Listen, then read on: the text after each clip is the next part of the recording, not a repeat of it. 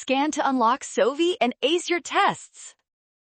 Limits can be tricky, but we will crush this graph problem together right now. Let's find the sum of these two specific one-sided limits quickly. First, we need the limit as x approaches 2 from the right side. Look at the graph and follow the curve from the right toward 2 to find the height of 3. Next, we find the limit as x approaches 1 from the left side. Trace the function from the left toward 1 and you will see the y value is exactly 1 here. Finally, add the values together. 3 plus 1 equals 4, meaning option C is correct. You nailed this tricky calculus problem today.